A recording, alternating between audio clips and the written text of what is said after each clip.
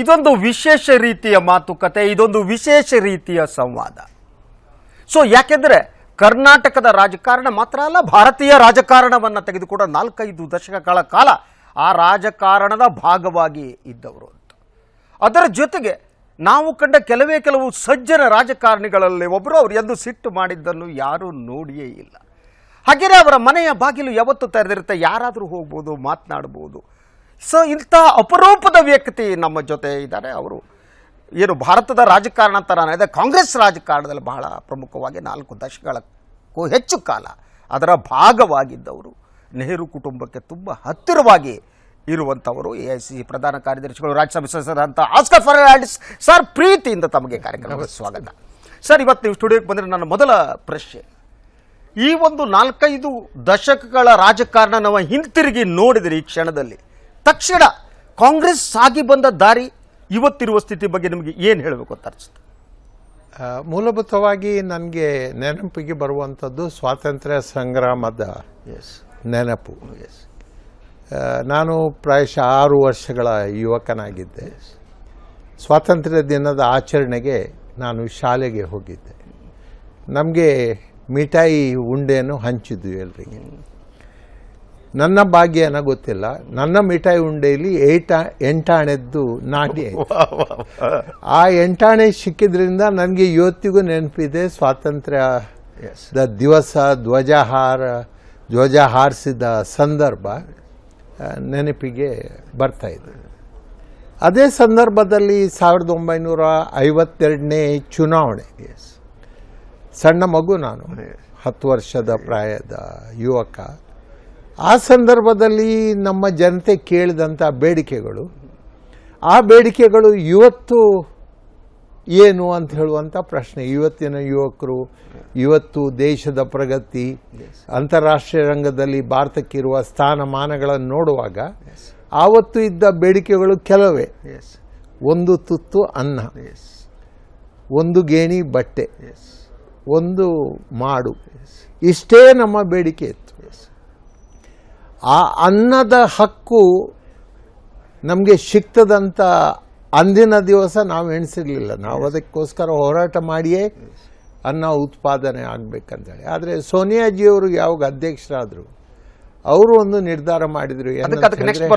ನನಗೆ ನೆನಪಿದೆ, ನೀವು ಮೊದಲ ಬಾರಿಗೆ ಸಂಸತ್ತಿಗೆ ಪ್ರವೇಶಿಸಿದ ಸಂದರ್ಭ, ಆವಾಗ ಆ ಘಟಾನುಘಟಿ ನಾಯಕರನ್ನ ನೀವು ಸೋಲಿಸ್ತೀರಿ ಅಂತ ಯಾರೂ ಅಂದುಕೊಂಡೇ ಇರಲಿಲ್ಲ.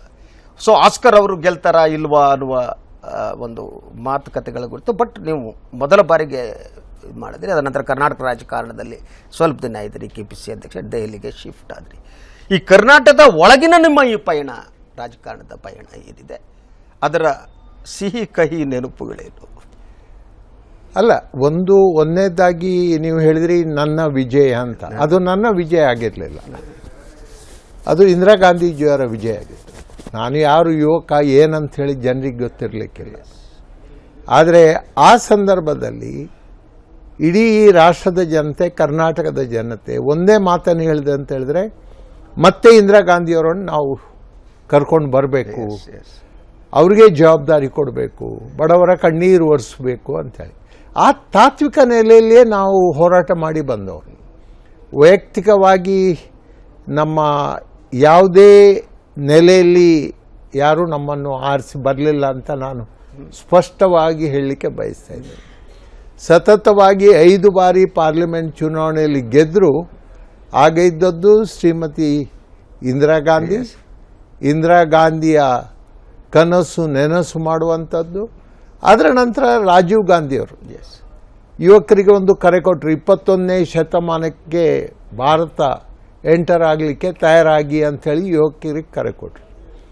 ಅದು ಒಂದು ಹೋರಾಟದ ಅವಧಿ. ಇಂದಿರಾ ಗಾಂಧಿಯವ್ರದ್ದು ಬಡತನದ ವಿರುದ್ಧ ಹೋರಾಟ, ಹಸಿರು ಕ್ರಾಂತಿಯ ಹೋರಾಟ. ಜನರಿಗೆ, ರೈತರು ಬೆಳೆಸದಿದ್ರೆ ಜನರಿಗೆ ಊಟ ಮಾಡಲಿಕ್ಕೆ ಇಲ್ಲ ಅಂತ ಹೇಳುವಂಥ ಪರಿಸ್ಥಿತಿ. ಇನ್ನೊಂದು ಕಡೆಯಲ್ಲಿ ರಾಜೀವ್ ಗಾಂಧಿಯವರು ಭಾರತ ದೇಶ ಯಾರಕ್ಕಿಂತ ಹಿಂದೆ ಇಲ್ಲ, ಭಾರತ ದೇಶನೂ ಪ್ರಪಂಚದಲ್ಲಿ 1ನೇ ಸ್ಥಾನಕ್ಕೆ ಬರಬೇಕು ಅಂತ ಹೇಳುವಂಥ ಅವರ ಒಂದು ಕನಸು. ಅದು ಎರಡನ್ನು ನೋಡುವಾಗ ನಮಗೆ ಸಮಾಧಾನ ಏನಂತ ಹೇಳಿದ್ರೆ, ಇವತ್ತು ಭಾರತ Yes. ಅಂತಾರಾಷ್ಟ್ರೀಯ ಮಟ್ಟದಲ್ಲಿ ಹೆಸರನ್ನು ಪಡೆದಿದೆ. ಭಾರತದ ಬಗ್ಗೆ ಚರ್ಚೆ ಇಲ್ಲದೆ ಪ್ರಪಂಚದ ಯಾವ ರಾಜ್ಯಕ್ಕೆ ನಿರ್ಧಾರ ಆಗುವುದಿಲ್ಲ. ಎಸ್ ಸರ್, ತಾವು ಕಾಂಗ್ರೆಸ್ ನಾಯಕತ್ವದ 3ನೇ ತಲೆಮಾರು ಮುಗಿದು 4ನೇ ತಲೆಮಾರು ಅಂತ ನೋಡಿ, ತಾವು ಇಂದಿರಾ ಗಾಂಧಿಯವರ ತಮಗೆ ಗೊತ್ತಿತ್ತು, ರಾಜೀವ್ ಗಾಂಧಿಯವರ ಹತ್ತಿರ ಇದ್ರಿ, ಸೋನಿಯಾ ಗಾಂಧಿ ಅವರಿಗೆ ಹತ್ತಿರ ಇದ್ರಿ. ಈಗ ಹೊಸ ನಾಯಕತ್ವ I want to know Pandit ji ಅವರ ಇದು ಇದೆಯಲ್ಲ, ಈ ನಾಯಕತ್ವದಲ್ಲಿ ಸರ್ ಏನು ಡಿಫ್ರೆನ್ಸ್ ಕಾಣ್ತೀರಿ? ಇಂದಿರಾ ಗಾಂಧಿ ಮತ್ತು ರಾಜೀವ್ ಗಾಂಧಿ ನಂತರ ಸೋನಿಯಾ ಗಾಂಧಿ ಅವರು ಮತ್ತು ಈಗ ರಾಹುಲ್ ಗಾಂಧಿ, ಈ ಟ್ರಾನ್ಸ್ಫಾರ್ಮೇಷನ್, ಈ ಬದಲಾವಣೆ ಇದೆ ಕಾಂಗ್ರೆಸ್ ನಾಯಕತ್ವದಲ್ಲಿ. ಅಲ್ಲಿ ನೀವು ಏನನ್ನ ಗುರುತಿನೇನು ಪಾಸಿಟಿವ್ ಆದ್ದು ಏನು, ಅಥವಾ ಅವ್ರ ನಡುವೆ ಇರಬಹುದಾದ ವ್ಯತ್ಯಾಸ ಅಂದರೆ ಪೊಲಿಟಿಕಲ್ ಅಪ್ರೋಚ್ನಲ್ಲಿ, ಮಾತಿನಲ್ಲಿ, ಇನ್ನೊಂದಲ್ಲಿ ಏನು ಕಾಣ್ತಿರ್ತಾವೆ? ಆಗಿನ ಯುಗನೇ ಬೇರೆ, ಮಧ್ಯದ ಯುಗನೇ ಬೇರೆ, ಇವತ್ತಿನ ಯುಗನೇ ಬೇರೆ. ಅಂತಾರಾಷ್ಟ್ರೀಯ ಡೆವಲಪ್ಮೆಂಟ್ಗಳನ್ನು ನೋಡುವಾಗಲೂ, ರಾಷ್ಟ್ರೀಯ ಡೆವಲಪ್ಮೆಂಟ್ಗಳನ್ನು ನೋಡುವಾಗಲೂ ಒಂದಕ್ಕೆ ಒಂದು ಕಂಟಿನ್ಯೂಯೇಷನ್ ಇರ್ಬೋದು ವಿನ ಅದೇ ಸನ್ನಿವೇಶ ಇವತ್ತು ಇಲ್ಲ. ಸೊ ಇಂದಿರಾ ಗಾಂಧಿಯವರು ಟೇಕ್ ಓವರ್ ಮಾಡ್ತಿರುವ ಸಂದರ್ಭ ಮಹಾತ್ಮ ಗಾಂಧೀಜಿಯವರ ಕನಸನ್ನು ನೆನಸು ಮಾಡುವಂಥ ಸಂದರ್ಭ. ಯಾವಾಗ ರಾಜೀವ್ ಗಾಂಧಿಯವರು ಬಂದರು, ಅವರು ಇಡೀ ಪ್ರಪಂಚವನ್ನು ನೋಡಿ ಹೇಳಿದ್ರು, ನನ್ನ ಭಾರತ ಹಿಂದೆ ಉಳಿಬಾರ್ದು, ನಾನು ಮುಂದೆ ಇರಬೇಕಂತ. ಸೋನಿಯಾ ಗಾಂಧಿಯವರು ಬಂದವರು ವಿಮರ್ಶೆ ಮಾಡಿ ಹೇಳಿದರು, ನಾವು ಯಾವ ವಾಗ್ದಾನಗಳನ್ನು ಮಾಡಿದ್ದೇವೆ, ಇಂದಿರಾಜಿಯವರ ಸಮಯದಲ್ಲಿರಲಿ, ರಾಜೀವ್ಜಿಯವರ ಸಂದರ್ಭದಲ್ಲಿದ್ರಿ, ಒಂದು ಊಟದ ಒಂದು ವ್ಯವಸ್ಥೆ, ಒಂದೇ ವಿಚಾರವನ್ನು ಇಟ್ಕೊಳ್ಳೋಣ. ಊಟದ ವ್ಯವಸ್ಥೆ ಮಾಡುವಾಗ ರೋಟಿ ಕಪಡ ಅವ್ರ ಮಕಾನ, ಅದು ಸ್ವಾತಂತ್ರ್ಯದ ದಿವಸಗಳು. ಆದರೆ ಇಂದಿನ ದಿವಸ ಕೂಡ 1/3 ಜನ ಬಡತನ ರೇಖೆ ಕೆಳಗಿದೆ. ದೇಶದಲ್ಲಿ ಬೇಕಾದಷ್ಟು ಆಹಾರ ಉತ್ಪಾದನೆ ಆಗ್ತಾ ಇದೆ, ಆದರೆ ಆ ಆಹಾರವನ್ನು ಪಡ್ಕೊಳ್ಳುವ ಶಕ್ತಿ ಎಷ್ಟು ಜನರಿಗೆ ಇಲ್ಲ. ಅವರ ಹತ್ರ ಎಷ್ಟು ಹಣ ಉಂಟು, ಆ ಹಣಕ್ಕೆ ಅಕ್ಕಿ ಸಿಕ್ಕಬೇಕು ಅಂತ ಹೇಳುವಂಥದ್ದು ಸೋನಿಯಾ ಗಾಂಧಿಯವರ ನಿರ್ಧಾರ. ಆದ್ದರಿಂದ 30 ರೂಪಾಯಿ 1 kg ಅಕ್ಕಿ ಇದ್ರೂ ಕೂಡ ಸೋನಿಯಾಜಿಯವರು ಹೇಳಿದ್ರು, ನಾವು ಅವರಿಗೆ 3 ರೂಪಾಯಿಗೆ ಕೊಡಬೇಕು ಅಂತೇಳಿ. ಗೋಧಿಗೆ 20 ರೂಪಾಯಿ kg ಇದ್ರು ನಮ್ಮ ಜನರಿಗೆ 2 ರೂಪಾಯಿಗೆ ಕೊಡಬೇಕು, ಯಾಕೆ ಹೇಳಿದ್ರೆ ಅವರು ಊಟ ಮಾಡಬೇಕು ಅಂತೇಳಿ. ಆದರೆ ಕರ್ನಾಟಕಕ್ಕೆ ಬರುವಾಗ ಇಲ್ಲಿ ಒಂದು ಹೊಸ ಚಿಂತನೆ ಪ್ರಾರಂಭ ಆಯಿತು. ನಮ್ಮ ಮುಖ್ಯಮಂತ್ರಿಯವರು ಒಂದು ಹೊಸ ಕೊಡುಗೆಯನ್ನು ನಮ್ಮ ಜನರಿಗೆ ಕೊಟ್ಟರು. ನಾವು 2 ರೂಪಾಯಿ ಅಕ್ಕಿಗೆ ಹಣ ಕೊಟ್ಟು 1 kg ಅಕ್ಕಿ ಕೊಡುವ ಬದಲಿಗೆ ಆ 2 ರೂಪಾಯಿ ಮಾಫಿ ಮಾಡೋಣ, ಬಡವನು ನನ್ನ ಹತ್ರ 2 ರೂಪಾಯಿ ಕೂಡ ಇಲ್ಲ ಅಂತ ಹೇಳುವಂಥ ಪರಿಸ್ಥಿತಿ ಬರಬಾರ್ದು. ಇಂಥ ಒಂದು ಕ್ರಾಂತಿಕಾರಿ ಕಾರ್ಯಕ್ರಮ ನಾವು ಪ್ರಪಂಚದಲ್ಲಿ ಎಲ್ಲಿಯೂ ನೋಡಿ. ಆ ಕಾರ್ಯಕ್ರಮ ಬರೋಣ. ನಾನು ಭಾಳ ಕಾಂಗ್ರೆಸ್ ಹೈಕಮಾಂಡ್ಗೆ ಸತತವಾಗಿ ಹತ್ತಿರ ಇದ್ದಂಥ ವ್ಯಕ್ತಿ ಇರುವಂಥವರು ನೀವು. ಸೊ ನಿಮ್ಮಷ್ಟು ಹತ್ತಿರ ಕಾಂಗ್ರೆಸ್ ಹೈಕಮಾಂಡ್ಗೆ ಇಲ್ಲಿ ಯಾರೋ ಇದ್ರೋ ಇಲ್ವೋ ನನಗೆ ಗೊತ್ತಿಲ್ಲ. ನನ್ನ ಪ್ರಶ್ನೆ ಸರ್, ಇಂದಿರಾ ಗಾಂಧಿಯವರು ಏನು ಕಾಂಗ್ರೆಸ್ ನಾಯಕತ್ವವನ್ನು ವಹಿಸಿಕೊಂಡಾಗ ಅವರ ಮುಂದೆ ಇದ್ದ ಸವಾಲುಗಳೇ ಆಗಿತ್ತು, ಹಾಗೆಯೇ ರಾಜೀವ್ ಗಾಂಧಿ ಅವರ ಕಾಲದಲ್ಲಿ ಅವರ ಮುಂದೆ ಇದ್ದ ಸವಾಲು ಏನಾಗಿತ್ತು, ಈಗ ಕಾಂಗ್ರೆಸ್ ಮುಂದೆ ಇರುವ ಸವಾಲುಗಳು ಏನು ಅಂತ ಅನಿಸುತ್ತೆ? ಇಂದಿರಾ ಗಾಂಧಿಯವರು ಒಂದು ಹೋರಾಟದ ನೆಲೆಯಲ್ಲಿ ಬಂದಿದ್ದಾರೆ. ಅವರು ಪ್ರಾಯಶಃ ಉತ್ತರ ಭಾರತವನ್ನು ಎಲ್ಲ ಕಳ್ಕೊಂಡ್ರು, ಕರ್ನಾಟಕ ಮತ್ತು ಆಂಧ್ರ ಪ್ರದೇಶ ಬಿಟ್ಟು ಬಾಕಿ ಎಲ್ಲ ಕಡೆಯಲ್ಲಿ ಸೋತೋದು. ಆದರೆ ಒಂದೇ ಘಟನೆ, ಒಂದು ಬಡವರ ಮೇಲೆ, ದಲಿತರ ಮೇಲೆ ಅತ್ಯಾಚಾರ ಆದಾಗ, ದೌರ್ಜನ್ಯ ಆದಾಗ, ಅಲ್ಲಿ ಹೋಗಲಿಕ್ಕೆ ನೆರೆ ಬಂದಾಗ, ಹೋಗ್ಲಿಕ್ಕೆ ಆಗದಿದ್ದ ಸಂದರ್ಭದಲ್ಲಿ ಇಂದಿರಾ ಗಾಂಧಿಯವರು ಹೇಳಿದ್ರು, ಇಲ್ಲ ನನಗೆ ಹೋಗಲೇಬೇಕು ಬೆಲ್ಚಿ ಅಂತ ಹೇಳುವಂಥ ಊರಿಗೆ. ಆನೆ ಮೇಲೆ ಕೂತ್ಕೊಂಡು ಅಲ್ಲಿಗೆ ಹೋದಾಗ ಇಡೀ ಜನತೆ ಆಲೋಚನೆ ಮಾಡಿತ್ತು, ನಾವು ತಪ್ಪು ಮಾಡಿದ್ದೇವೆ ಇಂದಿರಾ ಗಾಂಧಿಯವರನ್ನು ಸೋಲಿಸಿ ಅಂತ. ಅದೇ ಸ್ಪಾರ್ಕ್ ಇಡೀ ದೇಶದಲ್ಲಿ ಮತ್ತೆ ಡಿಮಾಂಡ್ ಬಂತು, ಇಂದಿರಾ ಗಾಂಧಿಯವರನ್ನು ಮತ್ತೆ ಕರಿಬೇಕು. ಯಾಕೆ ಹೇಳಿದ್ರೆ ಬಡವರ ಕಣ್ಣೀರು ಒರೆಸುವ ಶಕ್ತಿ ಯಾರಿಗಾದರೂ ಇದ್ರೆ ಅದು ಇಂದಿರಾ ಗಾಂಧಿಗೆ ಮಾತ್ರ ಅಂತ ಹೇಳೋದು. ರಾಜೀವ್ ಗಾಂಧಿಯರ ಸಂದರ್ಭ ಬಂದಾಗ ಟೆಕ್ನಾಲಜಿಯ ಪ್ರಶ್ನೆ ಬಂತು, ಹೊಸ ಭಾರತದ ಪ್ರಶ್ನೆ ಬಂತು. ಟೆಕ್ನಾಲಜಿ ಎಲ್ಲಿವರೆಗೆ ಬಂತಂತ ಹೇಳಿದ್ರೆ, ನಾವು ಒಂದು ಇಂಟರ್ನ್ಯಾಷನಲ್ ಕಾಲ್ ಮಾಡಬೇಕಿದ್ರೆ, ನಾನೇ ವೈಯಕ್ತಿಕ ನನ್ನ ನೆನಪು ಮಾಡ್ತೇನೆ, 3 ದಿವಸ ನಾವು ಒಂದು ಇಂಟರ್ನ್ಯಾಷನಲ್ ಕಾಲಿಗೆ ಕಾದಿದ್ದೇವೆ. ಆದರೆ ರಾಜೀವ್ ಗಾಂಧಿಯವರು ಬಂದವರು ಸ್ಯಾಮ್ ಪೆಟ್ರೋಡಾನ್ ಕರ್ಕೊಂಡು ಬಂದರು. ಆ ಪ್ರಥಮ ಎಕ್ಸ್ಚೇಂಜ್, ಆಟೋಮ್ಯಾಟಿಕ್ ಎಕ್ಸ್ಚೇಂಜ್ ನಮ್ಮ ಊರಿನಲ್ಲಿ ಅಳವಡಿಸಿದ್ರು. ನಮ್ಮ ಉಡುಪಿ ಅಥವಾ ಮಂಗಳೂರಿಗೆ ಏನು ಟೆಕ್ನಾಲಜಿ ಸಿಕ್ಕಿತು ಅದು ರಾಜ್ಯದ ಕೆಲವು ರಾಜ್ಯಗಳ ಕ್ಯಾಪಿಟಲ್ಗೆ ಸಿಕ್ಕಲಿಲ್ಲ. ಟೆಲಿವಿಷನ್ ಬಗ್ಗೆ ಬಂದಾಗ ಉಡುಪಿಯಲ್ಲಿ ದೊಡ್ಡ ಗಲಾಟೆ ಎದ್ದಿತ್ತು, ಉಡುಪಿಗೆ ಟೆಲಿವಿಷನ್ ಇಲ್ಲ ಅಂತ. ನಾವು ಉಡುಪಿಗೆ ಟೆಲಿವಿಷನ್ ತಂದಿತ್ತು, ಆದರೆ ಎಷ್ಟೋ ರಾಜ್ಯಗಳ ಕ್ಯಾಪಿಟಲ್ಗೆ ಟೆಲಿವಿಷನ್ ಬಂದಿರಲಿಲ್ಲ ಆ ಸಂದರ್ಭದಲ್ಲಿ. ನಮ್ಮ ಊರಿಗೆ ಬಂತು. ಯಾಕೆ ಹೇಳಿದ್ರೆ ಒಂದು ಭಾವನೆ ಬಂತು. ನಾನು ರೈಲ್ವೆ ಬಗ್ಗೆ ರಾಜೀವ್ ಗಾಂಧಿಯವರ ಹತ್ರ ಹೇಳ್ತಾ ಇದ್ದೆ, ಸರ್ ನಮ್ಮ ರೈಲ್ವೆ ಆಗಬೇಕು, ನಮ್ಮ ಏರ್ಪೋರ್ಟ್ ಎಕ್ಸ್ಪಾಂಡ್ ಆಗಬೇಕು ಅಂತ ಹೇಳಿದಾಗ ಅವ್ರು ಹೇಳಿದ್ರು ನನ್ನೊಟ್ಟಿಗೆ ಬರ್ತೀಯಾ ಅಂತ ಕೇಳಿದ್ರು. ನಾನು ಆಯ್ತು ಅಂತ ಹೇಳಿದೆ. ಅವರ ಕಾರ್ನಲ್ಲಿ ಕೂತ್ಕೊಳಿಸಿದ್ರು, ಸೀದಾ ಹೆಲಿಕಾಪ್ಟರ್ನಲ್ಲಿ ಕೂತ್ಕೊಳಿಸಿದ್ರು, ಒಂದು ಕಡೆ ಲ್ಯಾಂಡ್ ಆದರು. ಲ್ಯಾಂಡ್ ಆದಾಗ ಸರ್ ನಾನು ಇದು ಯಾವ ಊರು ಅಂತ ಕೇಳಿದೆ. ಅದು ಹೇಳಿದ್ರು ನನ್ನ ಕಾನ್ಸ್ಟಿಟ್ಯೂನ್ಸಿಯ ಕ್ಯಾಪಿಟಲ್ ಅಮೇಥಿ. ಸರ್ ಇಲ್ಲಿಂದ ಎಲ್ಲಿಗೆ ಹೋಗೋದು? ಜೀಪ್ ಎಲ್ಲಿ ಹೋಗ್ತದೆ ಅಲ್ಲಿ ಹೋಗುದು ಅಂತ ಹೇಳಿದ್ರು. ಅಂತ ಹೇಳಿದ್ರೆ ಜೀಪೇಬಲ್ ರೋಡ್, ಅಲ್ಲಿ ರಸ್ತೆ ಇರಲಿಲ್ಲ ಅವರ ಕಾನ್ಸ್ಟಿಟ್ಯೂನ್ಸಿ ಒಳಗೆ, ಅಂಥ ಜಾಗ. ಆಗ ನಾನು ಕೇಳಿದೆ ನನ್ನ ಪರಿಸ್ಥಿತಿ ಏನು ಅಂತ ಹೇಳಿ. ಅದಕ್ಕೆ ಹೇಳಿದ್ರು ನಂದು ನೋಡು ನೀನು ಪರಿಸ್ಥಿತಿ. ಆಗ ನಾ ಹೇಳಿದೆ ಸರ್ ಕ್ಷಮಿಸಬೇಕು, ನಿಮ್ಮಲ್ಲಿ ಏರ್ಪೋರ್ಟ್ ಬರೋ ತನಕ, ನಿಮ್ಮಲ್ಲಿ ರೈಲ್ವೆ ಬರೋ ತನಕ ನಾನು ಕಾಯ್ಬೇಕಾ ಕೇಳಿದೆ. ಇಲ್ಲ ಅಂತ ನಗಾಡಿದ್ರು. ಮತ್ತೆ ನಮ್ಮ ಏರ್ಪೋರ್ಟ್ ಎಕ್ಸ್ಪಾನ್ಷನ್ಗೆ ಸಹಾಯ ಮಾಡಿದ್ರು. ನಮ್ಮ ರೈಲ್ವೆ ಲೈನ್ ಮಂಗಳೂರಿನಿಂದ ಬೊಂಬೈಗೂ ಕೊಂಕಣ್ ರೈಲ್ವೆ ಪ್ರಥಮ ಅಂತ ಸ್ಯಾಂಕ್ಷನ್ ಮಾಡಿ ಅದನ್ನು ಜಾರಿಗೆ ತರುವಂತ ಕೆಲಸ ಮಾಡಿದ್ರು. ಅದರಿಂದ ರಾಜೀವ್ಜಿಯವರ ಟೈಮಿಗೆ ಟೆಕ್ನಾಲಜಿ ಭಾರತಕ್ಕೆ ತಂದು ಆ ಟೆಕ್ನಾಲಜಿ ಮೂಲಕ ಅದು ಎಜುಕೇಷನ್ ಇರಲಿ, ಇಂಡಸ್ಟ್ರಿ ಇರಲಿ, ರಿಸರ್ಚ್ ಇರಲಿ, ಅದರ ಮೂಲಕ ಭಾರತವನ್ನು ಪ್ರಥಮ ಸ್ಥಾನಕ್ಕೆ ಕೊಂಡೋಗುವಂಥ ಒಂದು ಚಿಂತನೆ. ಸೋನಿಯಾಜಿಯವರು ಬರುವಾಗ ಯಾವುದೆಲ್ಲ ಬಾಕಿ ಉಳಿದಿದೆ, social issues, right to information, right to education, right to food, ಹಸುವೆ ನೀಗಿದ್ರೇ ಬಡವನು ನಿದ್ರೆ ಮಾಡ್ಬೋದು, ಇಲ್ಲಾಂದರೆ ಅವನಿಗೆ ನಿದ್ರೆ ಮಾಡಲಿಕ್ಕಿಲ್ಲ ಅಂತ ಹೇಳುವಂಥ ರೈಟ್ ಟು ಎಂಪ್ಲಾಯ್ಮೆಂಟ್. ತಂದೆ ತಾಯಿಗಳು ಮಕ್ಕಳಿಗೆ ಶಾಲೆ ಕಲಿಸ್ಲಿಕ್ಕೆ ಆಗ್ತಾ ಇಲ್ಲ, ಅವರಿಗೆ ಶಿಕ್ಷೆ ಕೊಡಬೇಕು, ಮನೆಯಲ್ಲಿ ಊಟ ಮಾಡಲಿಕ್ಕಿಲ್ಲ, ಏನು ಮಾಡೋದು? ಆಗ ಸೋನಿಯಾಜಿಯವರು ಹೇಳಿದ್ರು give them employment, A guaranteed employment of 100 days. ಈ ಒಂದು ಕ್ರಾಂತಿಕಾರಿ ಬದಲಾವಣೆ ಇಂದಿರಾಜಿಯವರ ಯುಗ, ರಾಜೀವ್ಜಿಯವರ ಯುಗ ಜೋಡಿಸುವಂಥ ಕೆಲಸ. ಒಂದು ಸಾಮಾಜಿಕವಾದ ಸವಾಲುಗಳಿದು. ಇನ್ನು ರಾಜಕೀಯ ಸವಾಲುಗಳು. ಇಂದಿರಾ ಗಾಂಧಿ ಈ ದೇಶ ಕಂಡ ಅತಿ ಪ್ರಬಲ ನಾಯಕಿಯಲ್ಲಿ ಒಬ್ಬರು. ಅವರು ಜನರ ಜೊತೆ ಭಾಷೆಯನ್ನು ಮೀರಿ ಕಮ್ಯುನಿಕೇಟ್ ಮಾಡಬಲ್ಲವರು. She has that type of calibre and quality. Rajiv Gandhi ಕೂಡ. ಬಟ್ ನೀವು ಈ ರಾಜಕೀಯ ಸವಾಲುಗಳು ಏನಿವೆ, ಆ ರಾಜಕೀಯ ಸವಾಲುಗಳು ಅವತ್ತಿಗೂ ಇವತ್ತಿಗೂ ತುಂಬ ವ್ಯತ್ಯಾಸ ಇದೆ. My right sir? Very much, very much. So ಇದನ್ನು ನೀವು ಯಾವ ರೀತಿ ವಿಶ್ಲೇಷಣೆ? As A party, Congress party Indira Gandhi ಅವರ ಎಮರ್ಜೆನ್ಸಿಯ ನಂತರ ಎದುರಿಸಿದ ಸವಾಲುಗಳು ಒಂದು ರೀತಿಯಾಗಿತ್ತು. ನಂತರ ರಾಜೀವ್ ಗಾಂಧಿ ಅವರು ಎದುರಿಸಿದ ಸವಾಲುಗಳು ಪಕ್ಷವನ್ನು ಗಟ್ಟಿಗೊಳಿಸಿತು. ನಿಮಗನಿಸುವಾಗ ಇವತ್ತಿನ ಪ್ರಸಕ್ತ ಸನ್ನಿವೇಶದಲ್ಲಿ ಕಾಂಗ್ರೆಸ್ ಎದುರಿಸುತ್ತಿರುವ ಇಂತಹ ರಾಜಕೀಯ ಸವಾಲುಗಳು ಯಾವುದು ಅಂತ ಅನ್ಸುತ್ತೆ? ಈಗ ಉದಾಹರಣೆಗೆ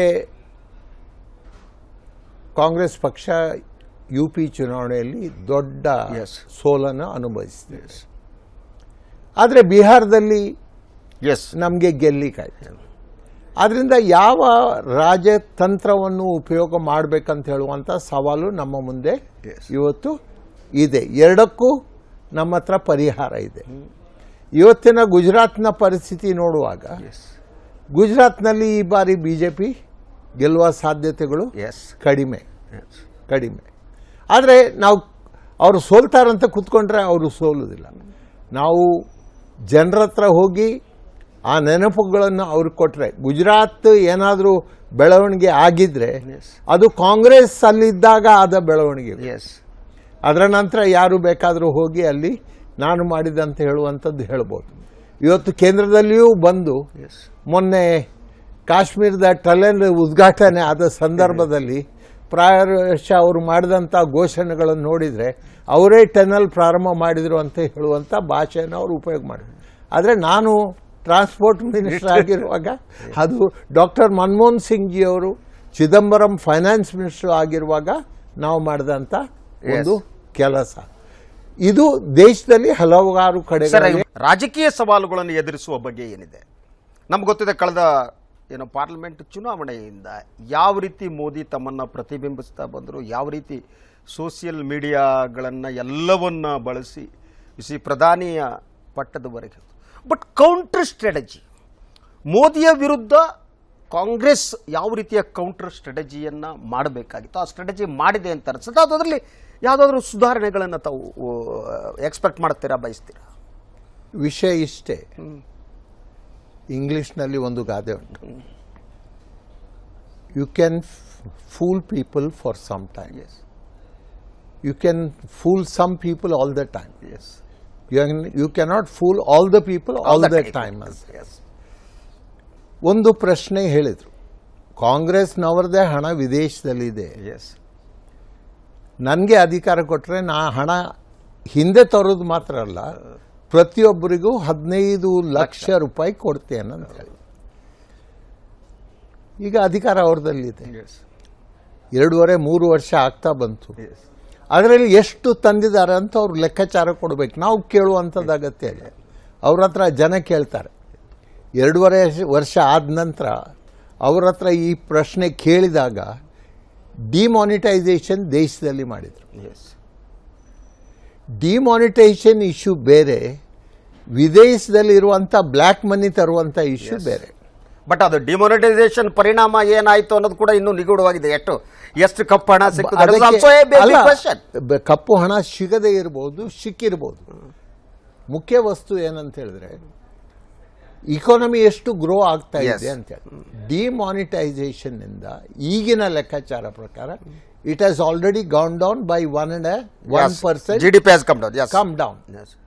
ಈಗ ಪ್ರತಿ ಒಂದು ಪಾಯಿಂಟ್ GDP ಕಡಿಮೆ ಆದಾಗ ಕೋಟ್ಯಾಂತರ ಜನರ ಕೆಲಸ ಹೋಗ್ತದೆ.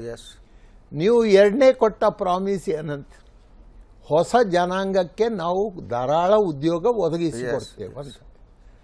5 ವರ್ಷ ಆಗುವಾಗ ನಿಮಗೆ ಈ ಪ್ರಶ್ನೆಗೆ ಉತ್ತರ ಕೊಡಬೇಕು. ಇನ್ನು ಎಷ್ಟು ವರ್ಷ ಉಳಿದಿದೆ? 2.5 ವರ್ಷ ಉಳಿದಿದೆ. 2.5 ವರ್ಷಗಳಲ್ಲಿ ಇಕಾನಮಿ ಒಳ್ಳೆದಾದರೆ it can gain by 1%, may not gain more than 1.5%. ಆದರೆ ಅದೇ ಸಂಶಯ ಇದೆ, ನೀವು 1% ಕೂಡ ಗೇನ್ ಮಾಡ್ತೀರಾ ಇಲ್ಲ ಅಂತ ಹೇಳುವಂಥದ್ದು ಪ್ರಶ್ನೆ ಇದೆ. ಆದ್ದರಿಂದ ನೀವು ಉತ್ತರ ಕೊಡಬೇಕಾದ ಪ್ರಶ್ನೆ ಬರ್ತದೆ. ಬ್ಲ್ಯಾಕ್ ಮನಿ ತರ್ತೇನೆ ಹೇಳಿದಂಥ ಪ್ರಶ್ನೆಗೆ ನೀವು ಉತ್ತರ ಕೊಡಬೇಕಾಗ್ತದೆ. ಉತ್ತಮ ಅಡ್ಮಿನಿಸ್ಟ್ರೇಷನ್ ಕೊಟ್ಟಿದ್ದೇನೆ ಅಂತ ಹೇಳುವಂಥ ಪ್ರಶ್ನೆಗೆ ಉತ್ತರ ಕೊಡಬೇಕಾಗಿದೆ. ಎಂಪ್ಲಾಯ್ಮೆಂಟ್ ಜನರಿಗೆ ಕೊಡ್ತೇನಂತ ಹೇಳುವಂಥ ಪ್ರಶ್ನೆಗೆ ನೀವು ಉತ್ತರ ಕೊಡಬೇಕು. ರೈತರ ಆದಾಯ ದ್ವಿಗುಣ ಆಗ್ತದೆ ಅಂತ ಹೇಳುವಂಥದ್ದು ಹೇಳಿದ್ದಾರೆ. ಬೆಲೆ ಏರಿಕೆಯಿಂದ ದ್ವಿಗುಣ ಆಗುವುದಕ್ಕೂ ರೈತನ ಜೀವನ ಮಟ್ಟ ದ್ವಿಗುಣ ಆಗುವುದಕ್ಕೂ ವ್ಯತ್ಯಾಸ ಇದೆ. ಇದೆಲ್ಲಕ್ಕೂ ಜನ ಉತ್ತರ ಕೇಳಿಯೇ ಕೇಳ್ತಾರೆ. ಆ ಉತ್ತರ ಕೊಡದ ಪರಿಸ್ಥಿತಿಯಲ್ಲಿ ಅವರು ಏನು ಮಾಡ್ತಾರಂತೇಳಿ ಜನ ಉತ್ತರ ಕೊಡೋದು ಒಂದು, ಜನ ಉತ್ತರ ಯಾವತ್ತು ಕೊಡ್ತಾರೆ, ಹ್ಯಾಕೆ ಕೊಡ್ತಾರೆ ಅದು. ಬಟ್ ಒಂದು ಇವತ್ತು ನೀವು UP ಇಲೆಕ್ಷನ್ ತಗೊಳ್ಳಿ, ಅಲ್ಲಿ ಜಾತಿಯ ಸಮೀಕರಣವನ್ನು ಮಾಡಿದ ರೀತಿ ಮತ್ತು ಇಡೀ ಭಾರತದ ಒಂದು ಸಮಾಜ ಬದುಕಿನ ಇಲ್ಲಿ ಎಲ್ಲ ಜಾತಿ ಸಮುದಾಯದ ಜನ ಒಗ್ಗಟ್ಟಾಗಿ ಬದುಕದಲ್ಲಿ ಅಂತ ಒಂದು ರಾಷ್ಟ್ರದಲ್ಲಿ ಈ ಜಾತಿ ಸಮೀಕರಣ ಒಂದು ಅಪಾಯದ ಹಂತಕ್ಕೆ ಬಂದು ನಿಂತಿದೆ. ಇವತ್ತು ನೀವು ಮುಸ್ಲಿಮರನ್ನೆಲ್ಲ ಭಯೋತ್ಪಾದಕರು ಅಂತ ನೋಡುವಂಥದ್ದು, ಇಡೀ ವೈದಿಕ ಪರಂಪರೆಯನ್ನು ಹರಡುವಂಥದ್ದು, ಯೋಗಿಗಳು, ಬೂದಿ ಬಾಬಾಗಳು, ಪ್ರಧಾನಿಗಳು, ಇದರ ಕೌಂಟರ್ ಮಾಡೋದ ಕಾಂಗ್ರೆಸ್ ಏನು ಮಾಡಿದೆ? ಬಿಕಾಸ್ ಕೋಮುವಾದ ಬೇರೆ ಬೇರೆ ರೂಪದಲ್ಲಿ ಇಡೀ ದೇಶವನ್ನು ಪಸರಿಸ್ತಾ ಇದೆ. ಅದು ಕೌಂಟರ್ ಸ್ಟ್ರಾಟಜಿ ನನಗೆ ಕಾಣ್ತಾ ಇಲ್ಲ. ಎಲ್ಲಿ how to counter it is a big question. ನಾನು ನಿಮಗೆ ಇದು ಮೊದಲೇ ಹೇಳಿದೆ, 2 ಚುನಾವಣೆಗಳು ನಡೀತು. ಒಂದು ಬಿಹಾರದಲ್ಲಿ ಚುನಾವಣೆ ನಡೆಯಿತು, ಒಂದು UPಯಲ್ಲಿ ಚುನಾವಣೆ ನಡೆಯಿತು. BJPಯವರು ಬಿಹಾರದ ಚುನಾವಣೆಯಲ್ಲಿ ಗೆಲ್ಲಲಿಕ್ಕೆ ಆಗಲಿಲ್ಲ. UP ಚುನಾವಣೆಯಲ್ಲಿ ಅವರು ಚೆನ್ನಾಗಿ ಗೆದ್ದು ಬಿಟ್ರು. ಆದ್ದರಿಂದ ನಮ್ಮ ರಾಜಕೀಯ ತಜ್ಞರು ಕೂತ್ಕೊಂಡು ಯಾವ ರೀತಿಯಲ್ಲಿ ನಾವು ಚಕ್ರವ್ಯೂಹವನ್ನು ಕಟ್ಟಬೇಕು ಅಂತ ಹೇಳುವಂಥ ಜವಾಬ್ದಾರಿ ನಮ್ಮ ಮೇಲಿದೆ. ಅದು ಬೇಗನೆ ಆಗುವ. ಅಂದ್ರೆ ಈ BJPಯೇತರ ಪಕ್ಷಗಳೇನಿವೆ ಈ ಕೋಮುವಾದವನ್ನ ಹತ್ತಿಕ್ಕುವುದಕ್ಕಾಗಿ ಎಲ್ಲ ಒಂದು ಪ್ಲಾಟ್ಫಾರ್ಮ್ ನಲ್ಲಿ ಏನು ತಾವು ಬಿಹಾರದ ಮಹಾಗಠಬಂಧನ್ ಅಂದ್ರಿ, ನಮಗೆ ಈಸ್ ಇಟ್ ಪಾಸಿಬಲ್? ನಮಗೆ ಅದು ಕೇವಲ ಬಿಹಾರ ಜಾತಿವಾದ ಈ ಪ್ರಶ್ನೆಗಳಲ್ಲ, ಭಾರತವನ್ನು ಮುಂದೆ ಕೊಂಡೋಗುವಂಥ ಪ್ರಶ್ನೆ, ಭಾರತದಲ್ಲಿರುವ ಎಲ್ಲ ಜನರನ್ನು ಒಟ್ಟಿಗೆ ಕೊಂಡೋಗುವಂಥ ಪ್ರಶ್ನೆ. ಈ ಒಂದು ಪ್ರಶ್ನೆಗೆ ಖಂಡಿತ ಮುಂದಿನ 2 ವರ್ಷದಲ್ಲಿ ಉತ್ತರ ಸಿಗ್ತದೆ ಅಂತ ಹೇಳುವಂಥ ಆತ್ಮವಿಶ್ವಾಸ ನನಗಿದೆ. ಯಾಕೆಂದರೆ ಸರ್ ನೋಡಿ, ಬಿಹಾರದ ನೋಡಿ ನೀವು, ಈ ದೇಶದ ಒಂದು ಕೋಮಿನವ್ರಿಗೆ ಟಿಕೆಟೇ ಕೊಡಲ್ಲ. ಇಂಥ ಮೆಸೇಜ್ಗಳೇನಿವೆ ಅಂದರೆ, ನಾನು ಯಾವುದೋ ಒಂದು ಕೋಮಿಗೆ ಸೇರಿದವರಿಗೆ ನಾನು ಟಿಕೆಟ್ ಕೊಡದೇ ಇದ್ದರೆ ಉಳಿದ ಎಲ್ಲ ಜಾತಿಗಳು ಒಂದಾಗಿ ನನಗೆ ಬೆಂಬಲ ಕೊಡ್ತವೆ ಅಂಥ ಮೆಸೇಜ್ಗಳು ಹೋಗೋದೇನಿದೆ, ಅದು ಬಹಳ ಈ ದೇಶದ ಒಂದು ಇಡೀ ಸಂಕೀರ್ಣವಾದ ಸಮಾಜ ಇದು. ಇದರಲ್ಲಿ ಎಲ್ಲ ಜಾತಿ, ಸಮುದಾಯ, ಪರಂಪರೆ, ಬದುಕು ಎಲ್ಲ ಬಹಳ ಅದ್ಭುತವಾದ್ದು. ಇದನ್ನು ಒಡೆಯುವಂಥ ಕೆಲಸ ನಡೀತಾ ಇದೆಯಲ್ಲ, ಅದನ್ನು ತಡೆಗಟ್ಟೋದಕ್ಕೆ ಐ ಡೋಂಟ್ ಸಿ ಎನಿ. ಈಗ ನೀವು 80% ಜನ, 90% ಜನ ಒಟ್ಟಿಗೆ ಕರ್ಕೊಂಡು ಹೋಗುವಂಥ ಒಂದು ಪ್ರಯತ್ನ ನಿಮ್ಮ ಕಡೆಯಲ್ಲಿದ್ದರೆ, ಪ್ರಜಾಪ್ರಭುತ್ವದಲ್ಲಿ 100 ಜನರನ್ನು ಒಟ್ಟಿಗೆ ಕೊಂಡೋಗುವ ಜವಾಬ್ದಾರಿ ನಿಮಗಿದೆ. ಒಂದು ವ್ಯಕ್ತಿಯೇ ಆಗಲಿ 99% ಜನ ಒಂದು ತಪ್ಪು ವಾದವನ್ನು ಸರಿ ಅಂತ ಹೇಳಿದ್ರು, ಒಂದು ವ್ಯಕ್ತಿ ತನ್ನ ವಾದ ಸರಿಯಾಗಿದ್ದರೆ ಪ್ರಜಾಪ್ರಭುತ್ವದಲ್ಲಿ ಅದಕ್ಕೆ ಮನ್ನಣೆ ಸಿಕ್ಕಲೇಬೇಕು. ಆದ್ದರಿಂದ ಭಾರತ ದೇಶ ನಾವು ಮುಂದುಕೊಂಡು ಹೋಗಬೇಕಾದ್ರೆ ಭಾರತದ ಸಮಗ್ರ ಜನರನ್ನು ಒಟ್ಟಿಗೆ ನಾವು ಕೊಂಡೋದ್ರೇ ಭಾರತ ದೇಶ ಮುಂದೋಗಲಿಕ್ಕೆ ಸಾಧ್ಯವಿದೆ ವಿನಃ ದೇಶದಲ್ಲಿ ಒಳ ಜಗಳ ಆಗಿ ದೇಶ ಮುಂದೆ ಹೋಗಲಿಕ್ಕೆ ಸಾಧ್ಯನೇ ಇಲ್ಲ. ಬಟ್ ಅದಕ್ಕೆ ಸ್ಟ್ರಾಟಜಿ ನಾನು ನೀವು ಇತ್ತೀಚಿನ BJP ಅಪ್ರೈಸ್ ಏನಿದೆ, BJP ಭಾರತ ರಾಜಕಾರಣದಲ್ಲಿ ಬಂದ ಮೇಲೆ ಅವರು ಹಿಂದುತ್ವ ಮತ್ತು ಕೋಮುವಾದವನ್ನು ಬಳಸಿಕೊಂಡ ಬಗ್ಗೆ ಎಲ್ಲರಿಗೂ ಗೊತ್ತಿದೆ. Everybody knows that. ಅಥವಾ ಯಾರು ಆರೋಗ್ಯಪೂರ್ಣ ಒಂದು ಸಮಾಜವನ್ನು ನಂಬ್ತಾರೆ ಒಪ್ಕೊಳ್ಳೋಕ್ಕೆ ಸಾಧ್ಯ ಇಲ್ಲ. ಆದರೆ ಬಹುಸಂಖ್ಯಾರ ಮನಸ್ಥಿತಿ ಮತ್ತು ಅವ್ರ ಸೈಕನ್ನು ಬಳಸಿಕೊಂಡು ಅಧಿಕಾರವನ್ನು ಹಿಡಿಯುವ ಅದು ಒಂದೇ ಪ್ರಶ್ನೆ ಅಲ್ಲ ಅಂತ ಹೇಳೋದು ನಾನು. ಈ ಕೋಮುವಾದದ ಒಂದೇ ಪ್ರಶ್ನೆ ದೇಶವನ್ನು ಆಳುವಂಥ ಪ್ರಶ್ನೆ ಅಲ್ಲ. ಭಾರತ ದೇಶವನ್ನು ಮುಂದೆ ಕೊಂಡೋಗಬೇಕಾದ್ರೆ ಎಲ್ಲರನ್ನು ಒಟ್ಟಿಗೆ ಕೊಂಡೋಗುವಂಥ ಒಂದು ಕಾರ್ಯಕ್ರಮ, ಸ್ಟ್ರಾಟಜಿ ನಾವು ಹಾಕುವಾಗ ನಮಗೆ ಜನತೆ ಖಂಡಿತ ಬೆಂಬಲ ಕೊಡ್ತದೆ. ಇದೇ ಮುಂಚೆ 10 ವರ್ಷ 13 ವರ್ಷಗಳ ಹಿಂದೆ BJP ಸರ್ಕಾರ ಇತ್ತು. ಆಗ ಶೈನಿಂಗ್ ಅಂತ ಹೇಳಿ ಒಂದು ಮಾತು ಉಪಯೋಗ ಮಾಡ್ತೇವೆ, ಭಾರತ ಪ್ರಕಾಶಿಸುತ್ತಿದೆ.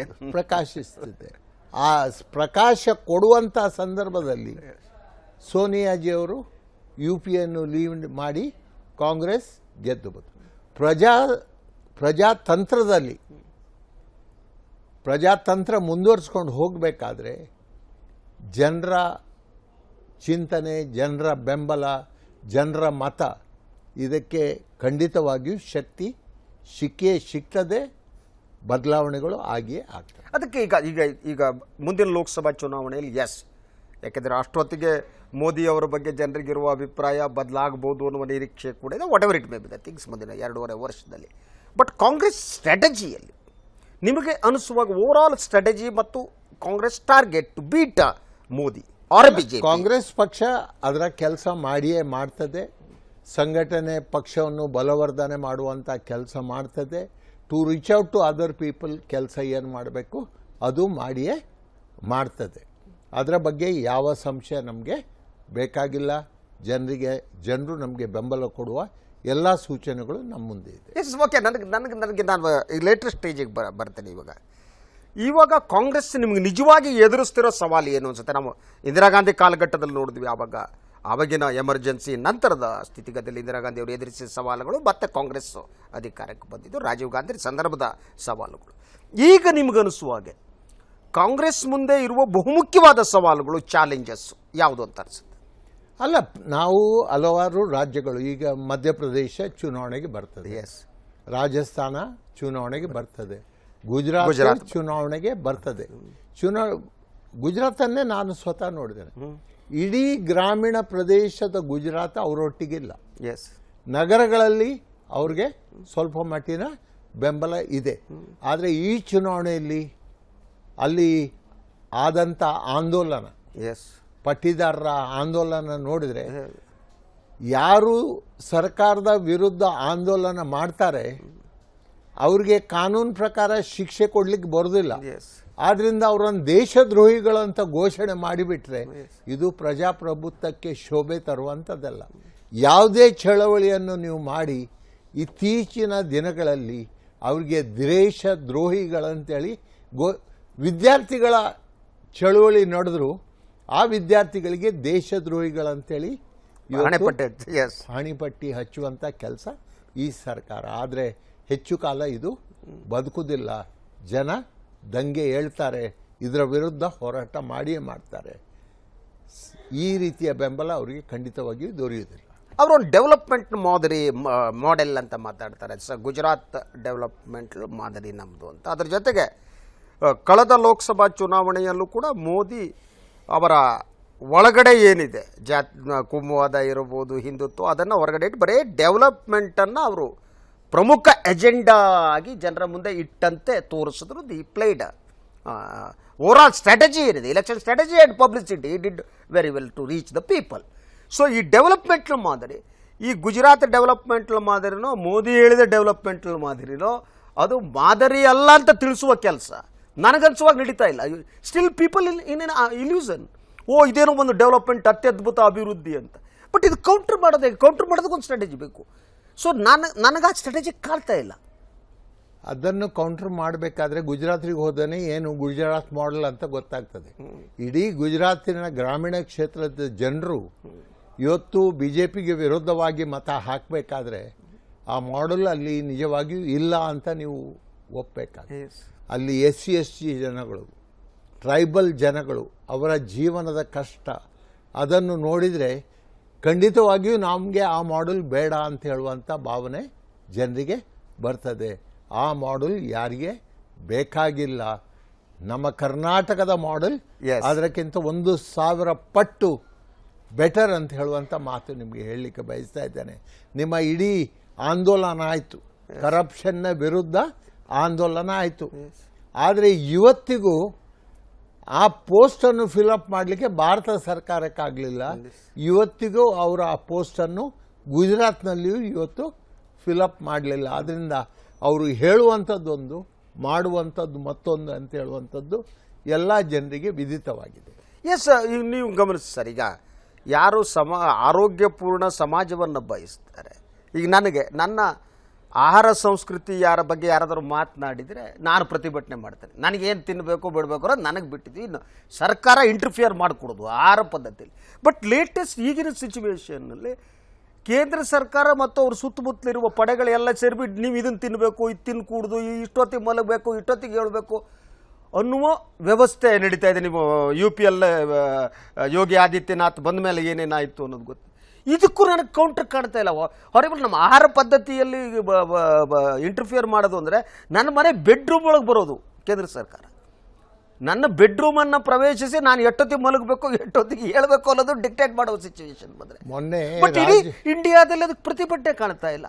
ಗೋಮಾಂಸ ಬೇಕಾದವ್ರು ತಿಂತಾರೆ, ಬೇಡದಿರು ತಿಂತಾರೆ. ಈ ದೇಶದಲ್ಲಿ ಪರಂಪರೆ ಇದೆ, ಇದು ಬಹುಸಂಸ್ಕೃತಿ ನಾಡು, ಯಾರು ಏನು ಬೇಕಾದ್ರೂ ತಿನ್ಬೋದು. ಬಟ್ ಈಗ ಇಂಥ ಆಹಾರವೇ ಶ್ರೇಷ್ಠ ಮತ್ತು ಇಂಥ ಆಹಾರ ಶ್ರೇಷ್ಠವಲ್ಲ, ಈ ರೀತಿಯ ಪ್ರೊಪಗಂಡ ದೇಶದಲ್ಲಿ ನಡೀತಾ ಇರೋದು. ಯಾರು ಸಸ್ಯಾಹಾರ ಸ್ವೀಕರಿಸ್ತಾರೆ, ಸಸ್ಯಾಹಾರವೇ ಪರಮಶ್ರೇಷ್ಠ, ಉಳಿದ ಆಹಾರ ತಿನ್ಕೂಡುದು, ಇದಕ್ಕೂ ಕೌಂಟರ್ ಕಾಣ್ತಾರೆ. ಪೊಲಿಟಿಕಲ್ ಆಗಿ ಒಂದು ಕೌಂಟರ್ ಆಗಬೇಕಾದದ್ದು, ಸಾಮಾಜಿಕವಾಗಿ ಇನ್ನೊಂದು ರೀತಿ ಕೌಂಟರ್. ಇವೆರಡೂ ಕಾಣ್ತಾ ಇಲ್ಲ ಇಂಥ ವಿಚಾರಗಳಲ್ಲಿ. ವಾಟ್ ಐ ಬಿಲೀವ್ ಕಾಂಗ್ರೆಸ್ ಕೆಲವು ಸಮಯ ನೀವು ಜನರನ್ನು ಹೆದರಿಸಿ ಅವರು ಹೇಳಿದನ್ನು ಒಪ್ಪುವಂಥ ಕೆಲಸ ಮಾಡಲಿಕ್ಕೆ ಸಾಧ್ಯ ಇದೆ. ಆದರೆ ಎಲ್ಲ ಸಂದರ್ಭದಲ್ಲಿ ಇದನ್ನು ಅವರಿಗೆ ಮಾಡಲಿಕ್ಕೆ ಬರುವುದಿಲ್ಲ. ಇವತ್ತು ಜನರನ್ನು ಹೆದರಿಸಿ ಸಾವಿರಾರು ಜನ ಇವತ್ತು UPಯಲ್ಲಿ ನೌಕರಿ ಇಲ್ಲದೆ ಕೂತ್ಕೊಂಡಿದ್ದಾರೆ. ಯಾಕೆ ಹೇಳಿದ್ರೆ ಅಲ್ಲಿಯ ಕಬಾಬುಗಳಾಗಲಿ, ಅಲ್ಲಿಯ ಕೆಲವು ಆಹಾರಗಳು, ಅದನ್ನು ತಿನ್ನಲಿಕ್ಕೇನೆ ಅಂತಾರಾಷ್ಟ್ರೀಯ ನೆಲೆಯಲ್ಲಿ ಜನ ಬಂದು ಅಲ್ಲಿ ಬರ್ತಾ ಇದ್ದಾರೆ. ನಿರುದ್ಯೋಗ ಅಲ್ಲಿ ತುಂಬಿದಾಗ ಅಲ್ಲಿ ಸ್ಥಿತಿ ಏನಾಗ್ತದಂತೇಳಿ ಯಾರಿಂದಲೂ ಹೇಳಲಿಕ್ಕೆ ಬರ್ತಾ ಇಲ್ಲ. ಇವತ್ತು ಅವರು ಜನರನ್ನು ಹೆದರಿಸಿ, ನೀವು ಹೇಳಿದ್ರಿ ಜನ ಯಾಕೆ ಪ್ರತಿಭಟನೆ ಮಾಡೋದಿಲ್ಲ. ಪ್ರತಿಭಟನೆ ಮಾಡಿದವನಿಗೆ ಕೋಲ್ನಲ್ಲಿ ಹೊಡೆಯುವುದಕ್ಕೂ ಖಡ್ಗದಲ್ಲಿ ಹೊಡೆಯುವುದಕ್ಕೂ ವ್ಯತ್ಯಾಸ ಇದೆ. ಅವರು ಜನರನ್ನು ಆ ರೀತಿ ಹೆದರಿಸ್ತಾ ಇದ್ದಾರೆ. ಆದರೆ ಜನಕ್ಕೆ ಇದಕ್ಕೆ ದಂಗೆ ಏಳುವಂಥ ಎಲ್ಲ ಸಂದರ್ಭಗಳು ಕಾಣಲಿಕ್ಕೆ ಸಿಗ್ಬೋದು. ಯಾಕೆಂದರೆ ನೀವು ನೋಡಿ, ಒಟ್ಟಾರೆ ಇಂಡಿಯಾದ ಈ ಡೆಮೊಕ್ರೆಟಿಕ್ ಆದ ಒಂದು ಇದೇನಿದೆ ಅದು ನಾಶ ಆಗ್ತಾ ಇರುವಂಥ ಕಾಲಘಟ್ಟ ಇದು. ಅಂದರೆ ಎಲ್ಲೋ ಡಿಕ್ಟೇಟರ್ಶಿಪ್ ಬರ್ತಾ ಇದೆ. ಎಲ್ಲ ವಿಚಾರದಲ್ಲೂ ಯಾರೋ ಕೂತು ಡಿಕ್ಟೇಟರ್ ಮಾಡ್ತಾನೆ, ನೀವು ಹಿಂಗಿರಬೇಕು, ಹೀಗೆ ಆಲೋಚನೆ ಮಾಡಬೇಕು ಅಂತ. ಇದು ಭಾರತ ದೇಶ ಮಹಾತ್ಮ ಗಾಂಧೀಜಿಯವರ ದೇಶ. ಮಹಾತ್ಮ ಗಾಂಧೀಜಿಯವರು ಅಹಿಂಸೆಗೆ ವಿರೋಧ ಮಾಡಿ ನಮ್ಮ ದೇಶಕ್ಕೆ ಸ್ವಾತಂತ್ರ್ಯವನ್ನು ತಂದುಕೊಟ್ಟಿದ್ದಾರೆ. ಅವರ ದೇಹದ ಎಲ್ಲ ರಕ್ತವನ್ನು ದೇಶಕ್ಕಾಗಿ ಬಲಿದಾನ ಮಾಡಿದ್ದಾರೆ. ಇಂದಿರಾ ಗಾಂಧಿಯವರು ಅವರ ಹನಿ ಹನಿ ರಕ್ತವನ್ನು ಭಾರತ ದೇಶಕ್ಕೆ ಕೊಟ್ಟಿದ್ದಾರೆ.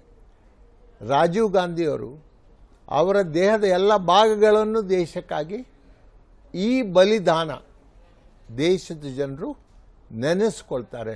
ಸ್ವಲ್ಪ ಸಮಯದವರೆಗೆ ಇವರು ಜನರನ್ನು ಹೆದರಿಸಿ ಬಡಿಸಿ ಆಳ್ವಿಕೆ ಮಾಡ್ಬೋದು, ಆದರೆ ಎಲ್ಲ ಸಂದರ್ಭದಲ್ಲಿ ಆಳ್ವಿಕೆ ಮಾಡಲಿಕ್ಕೆ ಬರುವುದಿಲ್ಲ. ನನಗನ್ನಿಸೋದು ಈ ರೀತಿಯ ಮನಸ್ಥಿತಿಯ ಜನ ಏನಿದ್ದಾರೆ, ಒಂದು Congress is a secular party, nobody can question it. ಅದಕ್ಕೊಂದು ಸುದೀರ್ಘವಾದ ಇತಿಹಾಸ ಇದೆ. ನೀವು ಹೇಳಿದಾಗೆ ಹಲವರ ಬಲಿದಾನ ಇದೆ ಆ ಪಕ್ಷಕ್ಕೆ. ಬಟ್ ಆದರೆ ಈ ರೀತಿಯ ಮನಸ್ಥಿತಿಯ ಜನ ಸೋಕಾಲ್ಡ್ ಸೆಕ್ಯುಲರ್ ಪಾರ್ಟಿಗಳಲ್ಲೂ ಎಲ್ಲ ಒಳಗಡೆ ಜನಗಳಂಥವ್ರು ಆಗ್ಬಿಟ್ಟಿದ್ದಾರೆ ಅಂತ ಅನುಮಾನ ಕೂಡ ಇದೆ. ಅಂದರೆ ಇದನ್ನು ನಾನು ನೇರವಾಗಿ ಕೇಳಿದೆ, ಕಾಂಗ್ರೆಸ್ ಒಳಗಡೆ ಕೂಡ ಕೆಲವು ಕೋಮುವಾದಿಗಳು ಒಳಗಡೆ ಬಂದುಬಿಟ್ಟಿದ್ದಾರೆ ಅಂತ ಅನುಮಾನ ನನಗಿದೆ. I don't you have to tell. ಈಗ ಆ ಭಾವನೆಗಳು ಇಷ್ಟು ಜನಸಂಖ್ಯೆ ಇರುವಲ್ಲಿ ವಿಭಿನ್ನ ಅಭಿಪ್ರಾಯಗಳು ಇದ್ದೇ ಇದೆ. ಆದರೆ ಕಾಂಗ್ರೆಸ್ನ ಮೂಲಭೂತವಾದ ತತ್ವ, ಈ ತತ್ವವನ್ನು ಒಪ್ಪಿ ಕಾಂಗ್ರೆಸ್ ಪಾರ್ಟಿಯನ್ನು ಕಟ್ಟಿದ್ದಾರೆ. ಪ್ರಧಾನಮಂತ್ರಿ ಪಂಡಿತ್ ಜವಾಹರ್ಲಾಲ್ ನೆಹರು ಅವರ ಹತ್ರ ಒಬ್ಬರು ಪ್ರಶ್ನೆ ಕೇಳಿದರು, ಭಾರತ ದೇಶ ಸ್ವಾತಂತ್ರ್ಯ ಆದಾಗ ನಿಮ್ಮ ಬಿಗ್ಗೆಸ್ಟ್ ಚಾಲೆಂಜ್ ಯಾವುದು ಇತ್ತು ಅಂತ ಹೇಳಿ. ಅವರು ಹೇಳಿದರು, ದೇಶ ವಿಭಜನೆ ಆದಾಗಲೂ ಕೂಡ ಕಾನ್ಸ್ಟಿಟ್ಯೂಷನ್ನಲ್ಲಿ ಸೆಕ್ಯುಲರ್ ಇಂಡಿಯಾ ಅಂತ ಹೇಳಿ ಭಾರತದ ಜನ ಒಪ್ಪಿದ್ದು ಉಂಟಲ್ಲ ಬಹುತೇಕ ಜನರು, that is the biggest thing ಅಂತ ಹೇಳುವಂಥ ಮಾತನ್ನು ಪಂಡಿತ್ ಜವಾಹರ್ಲಾಲ್ ನೆಹರು, ಅದನ್ನು ಏನೂ ಇಲ್ಲ ಅಂತ ಮಾಡುವಂಥ ಪ್ರಯತ್ನ ಈಗ ನಡೀತಾ ಇದೆ. ನನಗೊಂದು ಪ್ರಶ್ನೆ ಭಾಳ ಕಾಡ್ತಾರೆ. ರಾಜಕಾರಣದಲ್ಲಿ ಹಲವು ಸಂದರ್ಭದಲ್ಲಿ ಕೆಲವರಿಗೆ ಹತ್ತಿರ ಆಗ್ತಾರೆ, ಮತ್ತೆ ದೂರ ಆಗ್ತಾರೆ. ಬಟ್ ಆಸ್ಕರ್ ಫರ್ನಾಂಡಿಸ್ ಅವರು ನೆಹರು ಕುಟುಂಬಕ್ಕೆ ಹತ್ತಿರಾಗಿ ಯಾವತ್ತಿಂದ ಆಯ್ತು ಇವತ್ತಿನವರೆಗೆ ಅದೇ ನಿಷ್ಠೆ, ಅದೇ ಪ್ರೀತಿ, ಅದೇ ಸಂಬಂಧ ಉಳಿದಿಲ್ಲ. ಆದರೆ ಗುಟ್ಟೇನದು ಯಾವ ಕ್ವಾಲಿಟಿ ಇದೆ? ಅಲ್ಲ, ತಾತ್ವಿಕ ನೆಲೆಯಲ್ಲಿ ನಾವು ರಾಜಕೀಯದಲ್ಲಿ ಇದ್ದವರು. ನೆಹರು ಕುಟುಂಬದ ಬಗ್ಗೆ ಹೇಳಿದ್ರಿ, ನನಗೆ ನೆನಪಾಗ್ತದೆ, ಪಂಡಿತ್ ಜವಾಹರ್ಲಾಲ್ ನೆಹರು ಅವರೇ ನಮ್ಮ ಮನೆಗೆ ಭೇಟಿ ಕೊಟ್ಟಿದ್ರು ಅಂತ ಹೇಳಿ ತಂದೆಯವರು ನನಗೆ ಹೇಳಿದರು. ಮಂಗಳೂರಿನ ಏರ್ಪೋರ್ಟ್ ಓಪನ್ ಮಾಡಲಿಕ್ಕೆ ಬಂದಾಗ ನಾನು 10 ವರ್ಷದ ಯುವಕನಾಗಿದ್ದೆ. ತಂದೆ ಒಟ್ಟಿಗೆ ನಾನು ಮಂಗಳೂರಿಗೆ ಹೋಗಿದ್ದೆ. ಪಂಡಿತ್ ಜವಾಹರ್ಲಾಲ್ ನೆಹರು ವಿಮಾನದಿಂದ ಕೆಳಗೆ ಇಳಿದು ಬರುವಂಥ ದೃಶ್ಯ ನನ್ನ ಎದುರಿಗಿದೆ. ನಾನು LICಯಲ್ಲಿ ಕೆಲಸ ಮಾಡ್ತಾಯಿದ್ದೆ. ಆ ಸಂದರ್ಭದಲ್ಲಿ ಇಂದಿರಾ ಗಾಂಧಿಯವರು ಬ್ಯಾಂಕ್ ರಾಷ್ಟ್ರೀಕರಣ ಮಾಡಿದಾಗ ನಾವು ಪ್ರಾಯಶಃ ಹುಚ್ಚರಾದಾಗೆ ರಸ್ತೆಯಲ್ಲಿ ಬಂದು ಕುಣಿದಿದ್ದೇವೆ.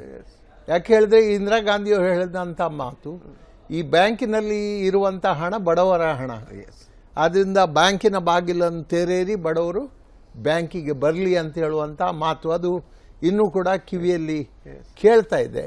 ಆ ಒಂದು ರಿವಲ್ಯೂಷನ್ ಇಂದಿರಾ ಗಾಂಧಿ ತಂದರು. ಅದಾದಮೇಲೆ ಬಡವರು, ರೈತರು, ಕಾರ್ಮಿಕರು, ಯಾವ ರೈತ ಉಳ್ತಾ ಇದ್ದಾನೆ ಆ ಭೂಮಿ ಅವಂದಾಗಿರಲಿಲ್ಲ, ಅವ ಅದರಲ್ಲಿ ಉತ್ತು ಬೆಳೆ ತೆಗೆದ್ರೆ ಅದನ್ನು ದನಿಗಳಿಗೆ ಕೊಡಬೇಕಿತ್ತೇ ವಿನ ಆ ಮನೆಯಲ್ಲಿ ಊಟ ಮಾಡ್ತಿರ್ಲಿಲ್ಲ.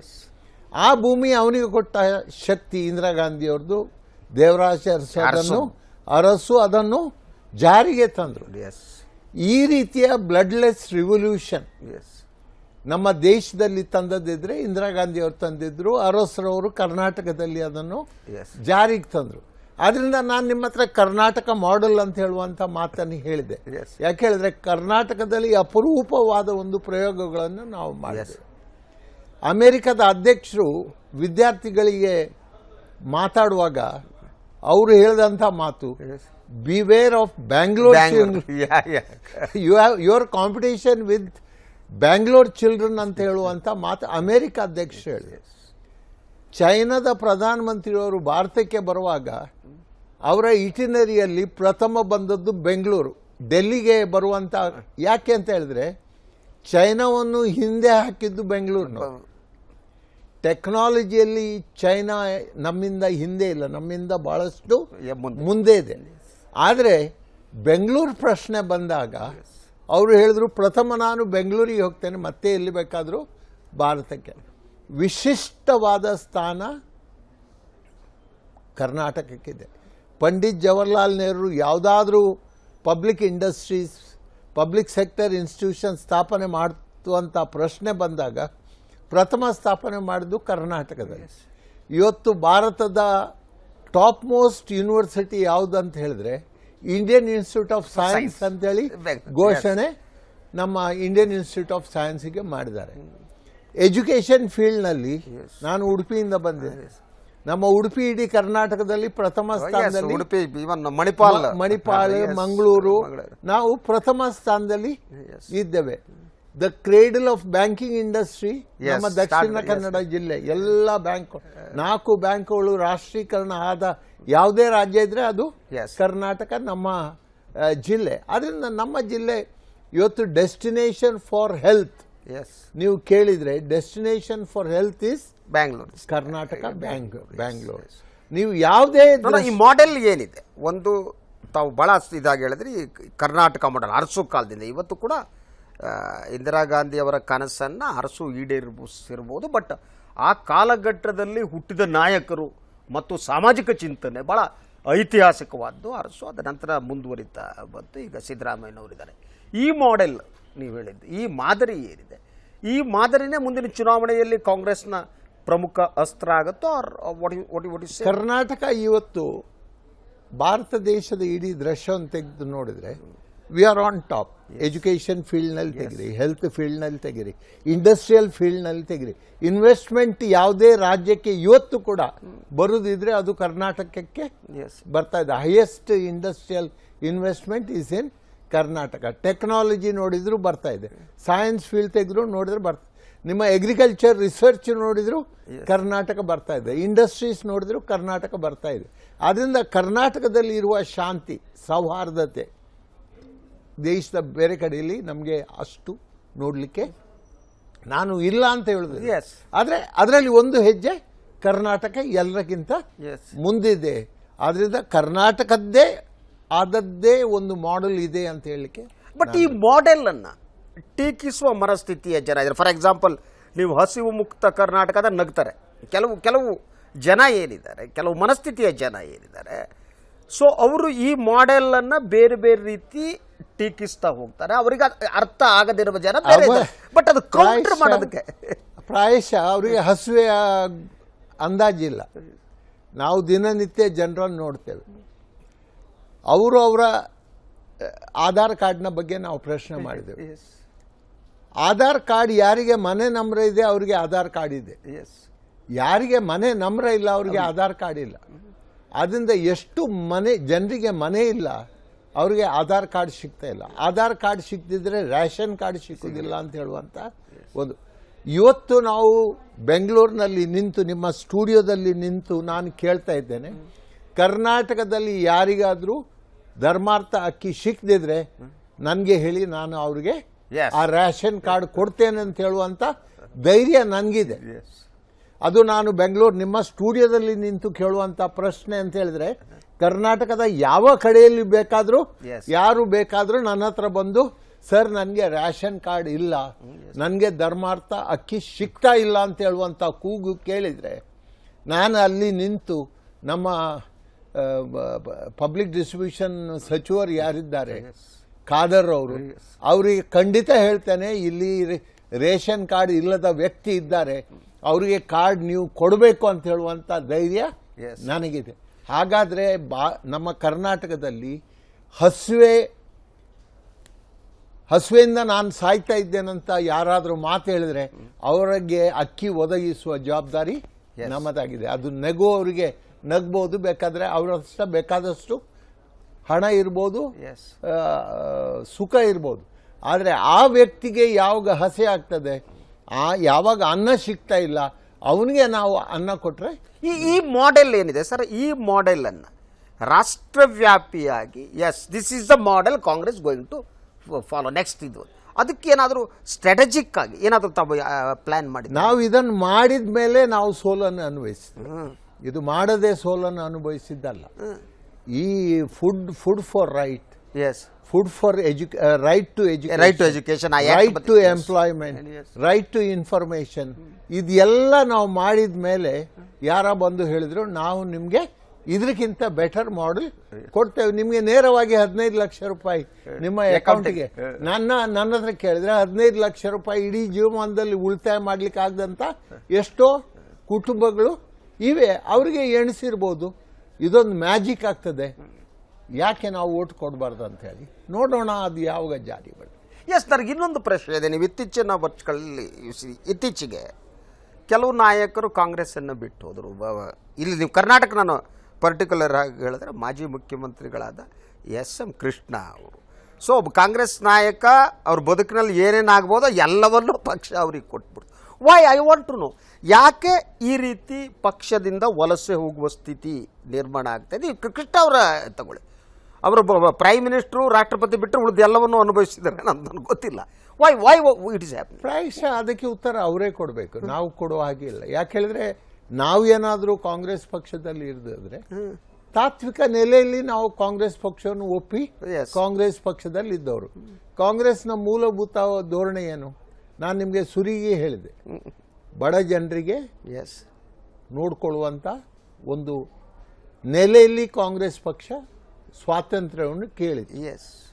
ಎಲ್ಲ ಕರ್ನಾಟಕದಲ್ಲಿ ಇರುವವರಾಗಲಿ ಇಡೀ ದೇಶದಲ್ಲಿ ಇರುವವರ ವಿವಿಧ ಜನ ಭಾರತ ಮಾತೆ ಮಕ್ಕಳು ಹೇಳುವ ತತ್ವದಲ್ಲಿ ನಾವು ಈ ತತ್ವವನ್ನು ಒಪ್ಪಿ ಕಾಂಗ್ರೆಸ್ನಲ್ಲಿ ಇದ್ದವರು. ನಮಗೆ ಅದರಲ್ಲಿ ಬದಲಾವಣೆ ಇಂಚಿತ್ತು ಆಗುವುದಿಲ್ಲ. ಯಾರಾದರೂ ಕಾಂಗ್ರೆಸ್ಸನ್ನು ಬಿಟ್ಟು ಹೋಗಿದ್ರೆ ಅವರು ಯಾಕೆ ಹೋಗಿದ್ರು ಅಂತ ಹೇಳುವಂಥ ಉತ್ತರ ಅವರೇ.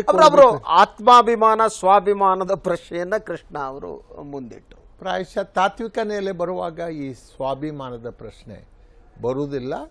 ನಾವು ಎಲ್ಲರೂ ಕೂಡ ತಾತ್ವಿಕವಾಗಿ ಪಕ್ಷವನ್ನು ಕಟ್ಟಿದವರು, ಪಕ್ಷ ಬೆಳೆಸಿದವರು, ಪಕ್ಷದಲ್ಲಿ ಇರಬೇಕಾದವರು. ಆದ್ರಿಂದ ಇದರ ಬಗ್ಗೆ ನನಗೆ ಅಂದ್ರೆ ಯಾರು ಬಿಟ್ಟು ಹೋದ್ರ ಅವ್ರಿಗೆ ಯಾವುದೋ ತಾತ್ವಿಕ ನೆಲೆಗಟ್ಟಿಲ್ಲ. ಕಾಂಗ್ರೆಸ್ಸಿನ ತತ್ವದ ನೆಲೆಯಲ್ಲಿ ನಾನು ಮಾತಾಡುದು, ಅವರಿಗೆ ತತ್ವ ಇಲ್ಲ ಅಂತ ನಾನು ಹೇಳಲಿಕ್ಕೆ ಹೋಗುದಿಲ್ಲ.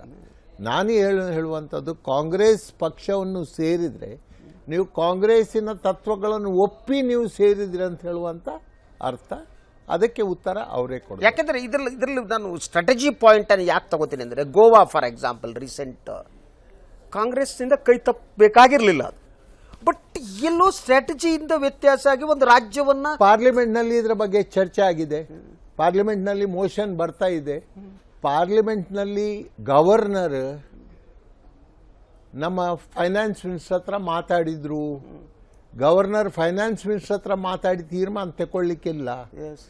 ಗೋವಾದ ಗವರ್ನರ್ ಹೇಳಿದ್ದಾರೆ, ನಾನು ಫೈನಾನ್ಸ್ ಮಿನಿಸ್ಟರ್ ಅಡ್ವೈಸಿನ ಮೇಲೆ ನಾನು ಈ ತೀರ್ಮಾನ ತಗೊಂಡೆ ಬಿಜೆಪಿ ಅವರನ್ನು ಕರೆಯಲಿಕ್ಕೆ ಅಂತ ಹೇಳಿ. ಕಾಂಗ್ರೆಸ್ನಲ್ಲಿ 22 ಜನ ಸಂಖ್ಯೆ ಆಗಿ ಹೋಗಿತ್ತು, ಆದರೂ ನಾನು ಬಿಜೆಪಿ ಅವರಿಗೆ ಸರ್ಕಾರ ಮಾಡ್ಲಿಕ್ಕೆ ಕರೆದಿದ್ದು ಅಂತ ಹೇಳಿ. ಆ ಡಿಬೇಟ್ ಇವತ್ತಿಗೂ ಪಾರ್ಲಿಮೆಂಟ್ನಲ್ಲಿ ಸರ್ಕಾರ ಒಪ್ತಾ ಇಲ್ಲ, ಆ ಡಿಬೇಟ್ ಆಗ್ತಾ ಇಲ್ಲ, ಅದರ ಬಗ್ಗೆ ಚರ್ಚೆ ನಡೆಯಲಿದೆ. ಎಸ್, ಈ ರಾಜ್ಯಪಾಲರನ್ನ ಬಳಸ್ಕೊಂಡು ಕೇಂದ್ರ ಸರ್ಕಾರ ಮಾಡೋದು ಒಂದು ಪಾರ್ಟ್. ಪಾಲಿಟಿಕ್ಸ್ ಅಲ್ಲಿ it is morally right or wrong is an issue, but no, you cannot do it. Yes, I agree. You cannot do it, and you cannot, even if you have done it, you cannot publicly admit that you have done it. But the governor has accepted in public that on the advice of the finance minister she had taken this decision. But ಇದರ ನಡುವೆ ಕೂಡ ಯಾರೋ ಅಲ್ಲಿ incharge strategy ಯಾರು workout ಮಾಡ್ತಾ ಇದ್ರಿ? ಗೋವಾ ರಾಜಕಾರಣ ಗೊತ್ತಿತ್ತು, ಎಸ್, ಅಲ್ಲಿ ಆ ಸ್ಟ್ರಾಟಜಿ ಮಾಡುವುದರಲ್ಲಿ ವಿಳಂಬ ಆಯ್ತಾ, ಲೇಟ್ ಆಯ್ತಾ? ನಾನು ನಿಮಗೆ ಹೇಳಿದೆ, ಗವರ್ನರ್ ಸುರಿಗೆ ಹೇಳಿದ್ರು ನಾವು ನಮ್ಮ ರೀತಿಯ ತೀರ್ಮಾನಗಳನ್ನು ತಗೊಳ್ತೇವೆ ಅಂತ ಹೇಳಿ. ನಿಮ್ಮ ಮಣಿಪುರದ ಗವರ್ನರು ಅದೇ ರೀತಿ ಹೇಳಿದರು. ಆದರೆ on the advice of the governor, government of India or the ministers in government of India, they are not suppose to take anybody's advice. They have to act as per the constitution. ಅದನ್ನು ತಪ್ಪಿ ಅವರು ತೀರ್ಮಾನ ಮಾಡಲಿಕ್ಕಿದ್ರೆ ಅದಕ್ಕೆ ಉತ್ತರ ಅವರು ಕೊಡಲೇಬೇಕಾಗ್ತದೆ. S, ಈಗ ಇನ್ನೇನು 1 ವರ್ಷದ ಒಳಗಡೆ ಕರ್ನಾಟಕದ ಚುನಾವಣೆ, ವಿಧಾನಸಭಾ ಚುನಾವಣೆ ಬರ್ತಾ ಇದೆ. ಸೊ ಈ ಚುನಾವಣೆಯಲ್ಲಿ ಕಾಂಗ್ರೆಸ್ ಕೇವಲ ಈ ಸರ್ಕಾರದ ಸಾಧನೆಯನ್ನು ಮುಂದಿಟ್ಟು ಬಿ ಜೆ ಪಿ ಏನಿವೆ ಮೋದಿ ಒಬ್ಬರೇ ಅವರಿಗಿರೋದು, ಮೋದಿಯನ್ನು ಇಟ್ಕೊಂಡು ಜಾತಿ ರಾಜಕಾರಣವನ್ನು ಮಾಡ್ತಾ ಏನು ಕಾಸ್ಟ್ ಇದ್ರ ಜಾತಿ ಕೋಮುಗಳ ಪೊಲರೈಸೇಷನ್ ಏನಿದೆ ಅವರ ಹೊಸ ಅಸ್ತ್ರ ಅದು. ಸೊ ಕರ್ನಾಟಕದಲ್ಲಿ ಕೂಡ ಅದಾಗುವ ಚಾನ್ಸಸ್ ಇದೆ. B J P will follow the same principal. ಒಂದು ಮೋದಿಯನ್ನು ಮುಂದ್ಗಡೆ ಇಡ್ತಾರೆ, ಇನ್ನೊಂದು ಕಮ್ಯುನಲ್ ಆದ ಇದೇನು ಪೊಲರೈಸೇಷನ್. ಇಲ್ಲಿ ಮುಸ್ಲಿಮರು ಬಹುಸಂಖ್ಯಾತರು ಅಲ್ಲದೆ ಇರೋದ್ರಿಂದ ಜಾತಿವಾರ ವಿಗಡೆ ಅಂತ ಇದ್ರ ವಿರುದ್ಧ for example upper cost people for that be J P ಜೊತೆಗೆ ಇರ್ಬೋದು ಆದವರು ಅವರು ಬೇಗ ಪೊಲರೈಸರ್ ಆಗ್ತಾರೆ. ಆದರೆ ಸಮಾಜದಲ್ಲಿ ತುಳಿತಕ್ಕೆ ಒಳಗಾದ ಜನ ಬೇಗ ಪೊಲರೈಸ್ ಆಗಲ್ಲ. ಅವರು ಇದ್ರ ಕೌಂಟರ್ ಮಾಡೋದಕ್ಕೆ do you have any plan, concrete plan? ಈಗ ನಾವು ಒಂದು ಯುದ್ಧಕ್ಕೆ ಹೋಗ್ತೇವೆ. ಮಹಾಭಾರತದಲ್ಲಿ ಚಕ್ರವ್ಯೂಹ ಅಂತ ಇದೆ. ಚಕ್ರವ್ಯೂಹವನ್ನು ಭೇದಿಸುವ ತಂತ್ರ ಅರ್ಜುನನಿಗೆ ಬಿಟ್ಟರೆ ಅಭಿಮನ್ಯುಗೆ ಮಾತ್ರ ಗೊತ್ತಿತ್ತು. ಅದನ್ನು ಆಥರ್ ಮಾಡಿದ್ದು ಕೃಷ್ಣ. ನಾವು ಈ ಗುಟ್ಟನ್ನು ಯಾರಿಗಾದ್ರೂ ಹೇಳಿಕೊಂಡ ಅಂತ ನಾವು ನಮ್ಮ ತಂತ್ರವನ್ನು ಉಪಯೋಗಿಸಿ ಕರ್ನಾಟಕದಲ್ಲಿ ಕಾಂಗ್ರೆಸ್ ಪಕ್ಷ ಮತ್ತೆ ಅಧಿಕಾರಕ್ಕೆ ಬಂದೇ ಬರ್ತದೆ. Okay sir, thank you. ಇಷ್ಟು ಹೊತ್ತು ತಾವು ಪ್ರಥಮ ಬಾರಿಗೆ ನಮ್ಮ ಸ್ಟುಡಿಯೋಕ್ಕೆ ಬಂದ್ರಿ, ಮಾತನಾಡಿದ್ರಿ. ಇನ್ನೂ ಮಾತನಾಡಬೇಕಾಗಿತ್ತು, ಬಟ್ ಸಭೆಯ ಇದಾಗ್ತದೆ. ಇನ್ನೊಂದು ಅಕೇಸನನ್ನು ಇನ್ನೊಂದು ಉಪಯೋಗಿಸ್ಕೊಂಡು ನೀವು ಬಂದಾಗ ಮತ್ತೆ ಕೂತು ಮಾತಾಡೋಣ. ಪ್ರಿಯ ವೀಕ್ಷಕರೇ, ಏನೇ ಇರಲಿ, ನಾನು ಹೇಳ್ತಾ ಇದ್ದೆ ಆಸ್ಕರ್ ಫರ್ನಾಂಡಿಸ್ ಯಾಕೆ ಮುಖ್ಯ ಆಗ್ತಾರೆ ಅಂತಂದರೆ ಅವರು ಏನು ಕಾಂಗ್ರೆಸ್ ರಾಜಕಾರಣ ಏನಿದೆ ಅದರ ಅತಿ ಹತ್ತಿರದಿಂದ ಬಲ್ಲವರು, ಪಾಲುದಾರರಾದವರು.